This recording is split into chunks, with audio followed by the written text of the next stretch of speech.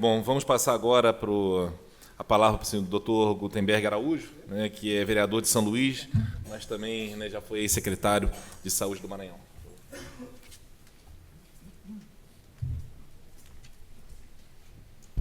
Gente, bom dia a todos.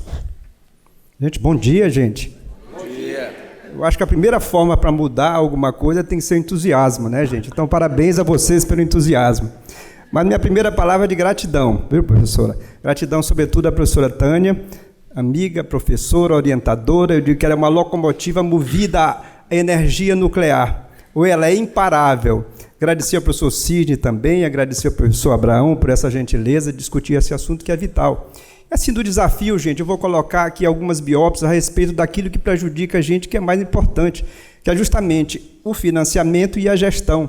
Eu acho que quando a gente vê o Brasil, primeiro que o Brasil é um país maravilhoso, tenho a certeza disso. Segundo, o Sistema Único de Saúde brasileiro é maravilhoso, é um dos maiores sistemas únicos de saúde do mundo. É uma coisa absolutamente única do Brasil. Não existe, professor, nenhum país com a dimensão continental que o Brasil tem que se ouse a ter um sistema como o nosso. E essa ousadia desse país, desse programa, obedecendo lá a Constituição Federal 196, ele se propõe o quê? A dar tudo a todos. Isso é uma tarefa, eu diria aos senhores, hercúlea. Imagine os senhores dar para 210 milhões de brasileiros, saiu agora, em maio de 2019, dada a vacina ao transplante.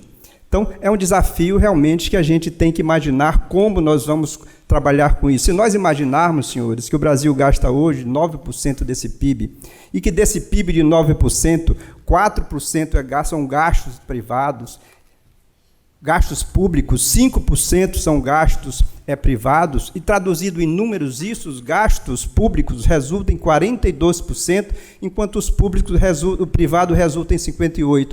Isso aí é um paradoxo, porque se nós formos visitar os países, sobretudo os países em condições semelhantes ao Brasil, sobretudo da OCDE, nós vamos ver o quê? Que todos esses países, o gasto público ele chega a 60%, 70%. Então já é um paradoxo isso, quer dizer, aquilo que gasto público na saúde realmente ele é inferior. Os países ricos gastam entre 11% e 12%, os países pobres gastam de 6% a 7% desse PIB, e o Brasil gasta 9%, que é mais ou menos uma média de gasto desses países da OCDE. Se nós dermos uma olhada rápida, essa biópsia no orçamento da União, senhores, que é de 3 trilhões e 29 bilhões, nós vamos ver o que é que na hora que você corta essa pizza, professor Aguinaldo, me ajude, me perdoe. É uma ousadia, maior do que a ousadia do SUS, é a ousadia de eu falar essas questões de financiamento numa das maiores escolas de economia do mundo. Mas, vamos em frente. Então, professor, quando você levanta esse pizza do orçamento da União, a gente vai ver o que fica para a saúde, senhores, saúde, educação e segurança, fica aproximadamente 15%. E isso realmente dentro das condições normais de temperatura e de pressão, é muito pouco para que se consiga isso. Levando em conta das pressões que esse sistema sente hoje, que é aumento de demanda, dificuldade de acesso e tudo que nós conhecemos, esses recursos, na verdade, são insuficientes para que a gente possa tocar de forma clássica esse Sistema Único de Saúde. Senhores, se não bastasse isso, todos nós convivemos, gestores, com uma tabela SUS, que é uma tabela absolutamente defasada. Fazem 17 anos que essa tabela não é revista. Imagine os senhores ser remunerado uma consulta de especialista a R$10, uma consulta de não especialista a R$6, uma ultrassonografia que custa R$24, um parto para cobrir tudo que custa exatamente R$600. Isso causa, senhores, um descompasso muito grande naquilo que é produzido e naquilo que é faturado. Então, o que leva a isso? Leva aos gestores do nosso país a ter uma missão quase bíblica, podem ter certeza disso. Lá em Mateus 6,24, diz o quê? Que cada dia com seu mal, com sua agonia. Os gestores cada mês com sua agonia, professor. O que acontece? Quando chega ao final, o que ele faz? Ele vai fazer a escolha de Sofia. Ele vai fazer exatamente para quem que ele vai pagar e quem que ele não vai pagar. E isso leva ao quê? Uma situação de agonia plena mesmo. Isso leva a uma situação incontrolável e administrável. Fazia uma correção, professora Tânia, disseram que eu fui secretário de saúde do Maranhão, de São Luís. E assim, o que eu falo aqui não é de contar a história, é de viver essa agonia permanentemente. Se nós avaliarmos, senhores, vou dar um exemplo da minha cidade, nós temos 2 hospitais de urgência, Socorrão 1, Socorrão 2. Eles produzem, em média, fatura 1.500.000, 1.700.000. Eles custam 9 milhões por mês, professores. Todo esse aditivo fica nas costas do ente que menos recebe, que menos produz, que é o município. Então, é uma situação absolutamente insustentável, em que, se nós avaliarmos, e eu vi um trabalho recente extremamente interessante, que ele fez uma perspectiva de cenários para a saúde até 2060. E ele mostra, senhores, que se houver, por exemplo, um congelamento dessas verbas federais, lá para frente, o que vai acontecer? Os gastos federais da União vão retroceder aproximadamente 7%, e as obrigações dos municípios e estados vão aumentar 80%. Ora, senhores, levando as condições de temperatura e pressão atual, a gente sabe que isso é uma coisa absolutamente inviável. Então, nesse caminho, e lá no resumo desse trabalho, ele diz o seguinte, e é uma coisa importante para que a gente possa gravar. Ele diz que recursos em ganhos reais para a saúde da União só acontecerão se houver concomitantemente diminuição de gastos de outros setores do orçamento. O que ele quer dizer isso, senhores? Que dinheiro novo não virá, senhores. E se virá algum dinheiro, professores, são dinheiro insuficientes para que a gente possa contornar a situação da saúde pública brasileira. Então, aí, se nós não temos dinheiro, nós só podemos atacar a gestão. E na gestão precisa ser melhorada de forma abissal, senhores. Com todo respeito, mas a gestão da saúde brasileira ela é muito ruim.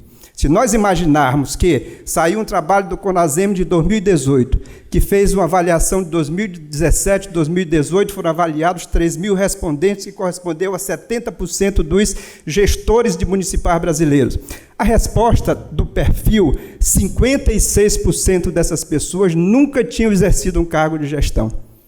E o cargo que eles tinham exercido seriam cargos de qualquer uma ação dentro da atenção básica. Então, assim, professora Tânia, eu louvo esse evento aqui, eu acho que ele é de uma importância fundamental. A economia da saúde tem um lugar definitivo na reconstituição da saúde desse país, e mais, como sugestão, professor Cisne, a senhora, professor Abraão, que isso seja descentralizado, levado para outros lugares, para que tenha a oportunidade da gente discutir todas essas questões. E na gestão, professora, quando a gente fala do capital humano, nós temos que melhorar o capital humano dos gestores, como de todos os servidores.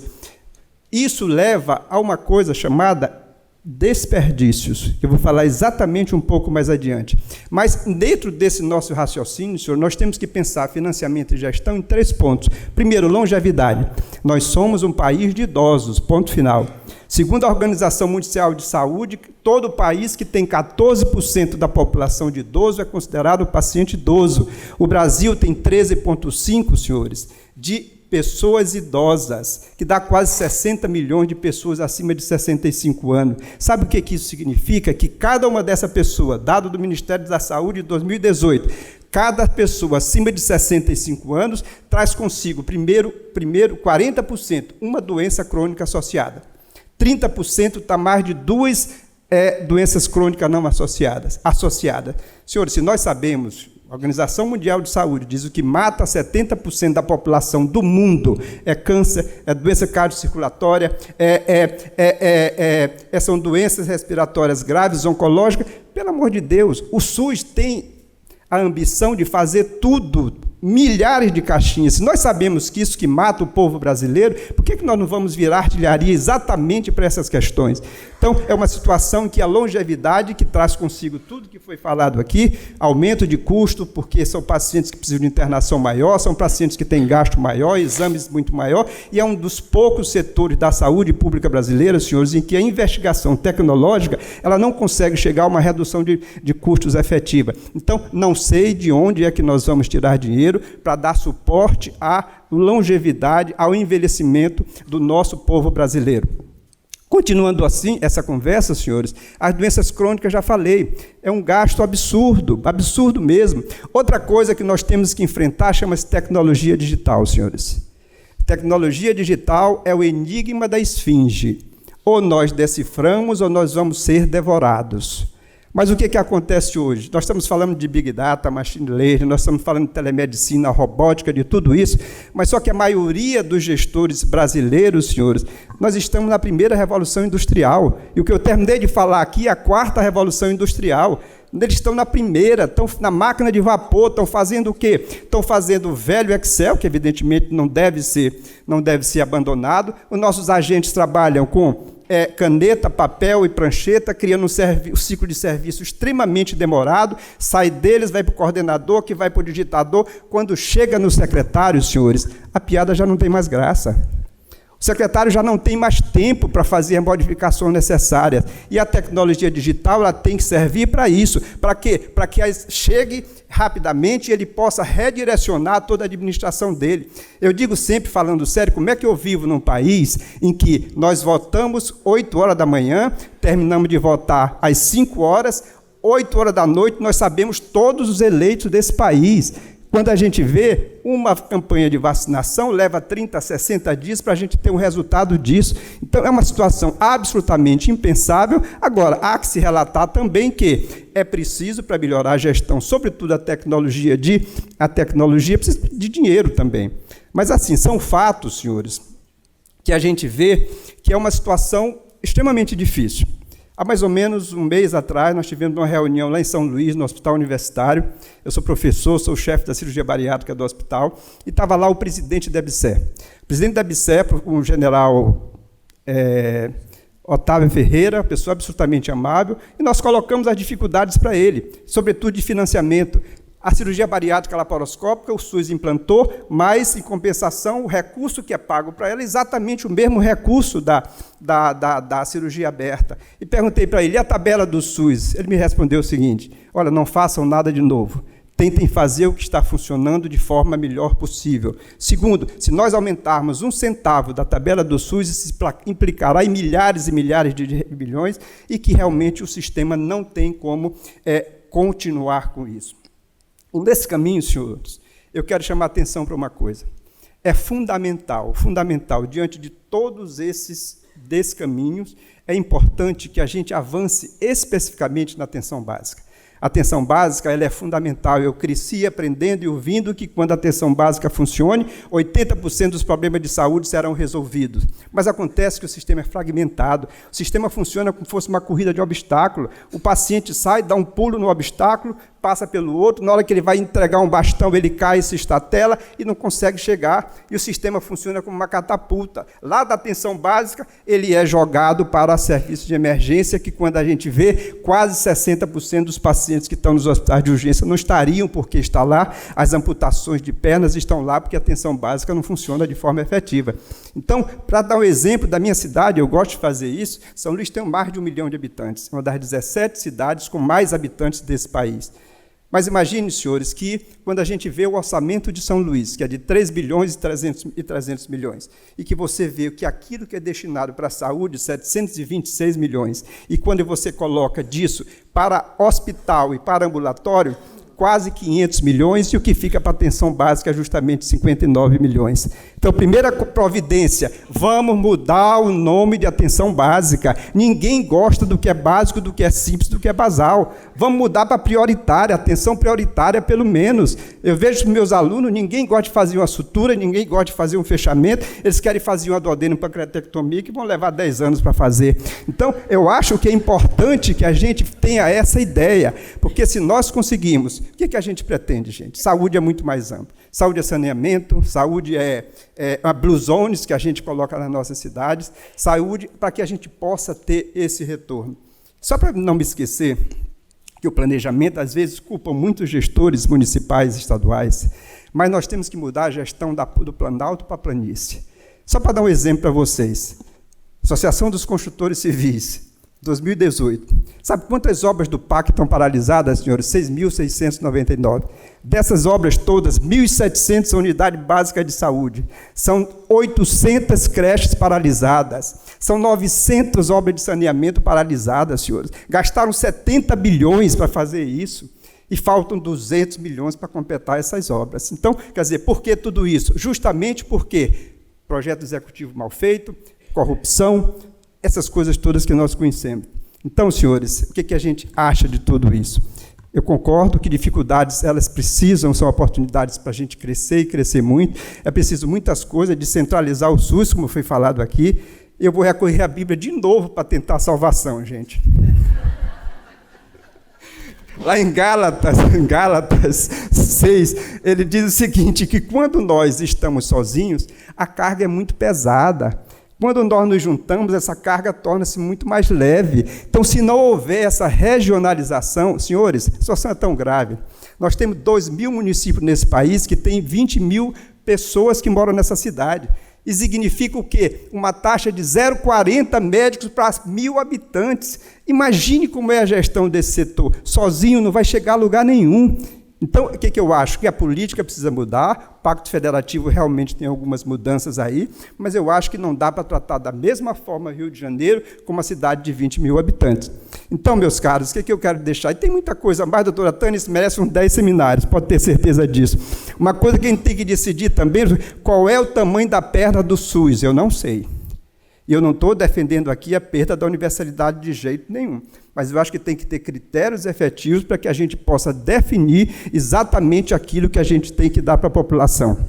E para encerrar agora de verdade, eu digo que realmente é preciso o entusiasmo que eu falei para vocês, é preciso essa união, é preciso esse trabalho conjunto, e para ter sucesso nós precisamos deixar de ter uma visão central, viu? E nós temos que fazer o quê? Ter a visão periférica funcionar. Nós temos que ver experiências que são positivas e trazer isso para a saúde. E eu me lembro do desgaste, fazer homenagem aqui, doutora Thalia, minha professora Hermínia, logística reversa. Nós temos que fazer isso. O gasto são tantos. Meus amigos, só para encerrar, pessoal, um minuto, os desperdícios são imensos. Se o Ministério da Saúde fizer um trabalho para avaliar a quantidade de exames que é feito no SUS, laboratório, tudo isso, ele vai ficar estarrecido, senhores. Recentemente, no ambulatório, professor, chegou uma pessoa para operar de vesícula, ela chegou preparada pelo SUS. Ela me trouxe uma tomografia de tórax, uma tomografia de abdômen, ela trouxe 2 ultrassonografias para fazer o diagnóstico simplesmente de uma colelitise que nunca tinha tido crise. Não tem critério para pedir exame, pede-se exame no corredor, um pedido de uma pessoa. No serviço público não tem esse dado, mas no serviço privado tem que, por ano, perde-se 27 bilhões de reais com esse desperdício todo. Mas sim, para encerrar de verdade agora, eu quero dizer para vocês que experiências exitosas nós temos que trazer para a saúde. Qual é o sucesso? Primeiro, recurso, tem que ter. Segundo, planejamento. Terceiro, tem que ter liderança, e liderança, sobretudo, pautada pelo exemplo.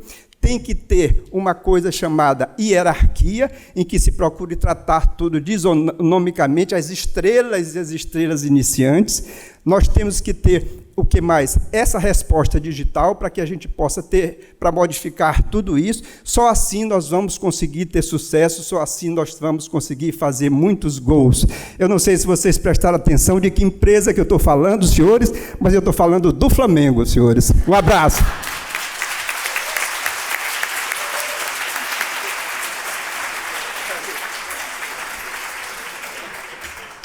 Obrigado, professor Gutenberg, uma ótima palestra, e obrigado também. Bom, eu não ia ter coragem mesmo de cortar sua palavra depois de ter vindo de tão longe para prestigiar nosso evento, né? Então foi ótimo. Muito obrigado.